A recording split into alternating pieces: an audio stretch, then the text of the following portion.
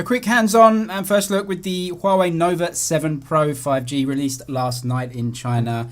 And actually a lot of upgrades from the Nova 6 series, at least in this Pro version. So one of those big changes is the curved display, 6.57 inches, full HD resolution.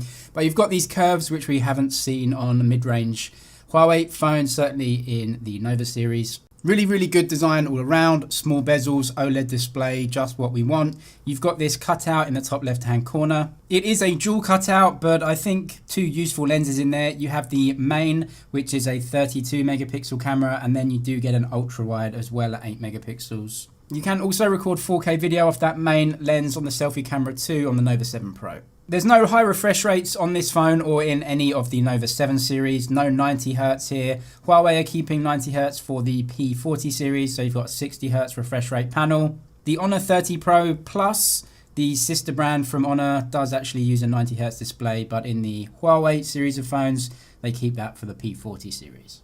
I just got hands on with the blue version here. I think it's a really nice colorway. It's shiny and you actually get this really cool effect that is actually around the camera. It looks like there's a shooting star or something like that just exploding from under the camera and it's fixed in there. So yeah, really nice lighting effect from the camera unit. Huawei phones are all about the cameras, so let's go through it. You've got a 64 megapixel main image sensor, and you do get a periscope lens on this phone, which is really good for a mid-range phone. Huawei have moved that periscope lens from the P30 Pro into the Nova 7 Pro, so a really good thing. It's a 5x optical zoom and it does have optical image stabilization as well. You get an 8 megapixel ultra wide too and a macro sensor. So you've got three really useful lenses. Macro isn't too useful for me, but hey, it's there anyway. You can record 4K video off the main camera, of course, and they give you 960 frames a second slow-mo on here as well. Huawei are putting a new chipset in this phone. It's called the Krin 985. So last year's flagship was the 980. This year's flagship is the 990. So the 985 is a 980 chipset that has been overclocked. So the performance has been increased a little bit to give some better performance from the 980. So that's what you got in here, the Krin 985. The Nova 7 Pro actually feels really light. It is considerably lighter than a lot of other phones that I've been using recently.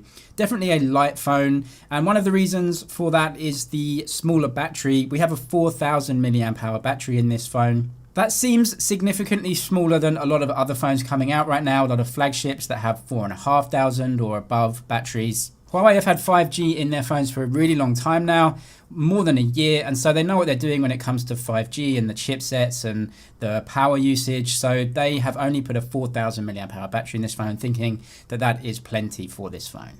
You do get 40-watt charging as well in this phone, really quick, and I assume it is more or less the same as you get in the P40, which is very quick too, amongst the fastest. So yeah, a good spec for the Nova 7 Pro. Is this phone going to be available outside of China in other markets? Still unsure. It is going to have Huawei mobile services on there, no Google services as yet. All in all though, the Nova series is a really popular series from Huawei, and those camera specs, 50x zoom, 5x optical zoom, good megapixels on the main camera, ultra wide camera. There's a lot to like in this phone, including that OLED display. Really good phone, not sure about availability though. But anyway, as always, let me know what you think in the comments about this phone, the design, the cameras, the screen and everything.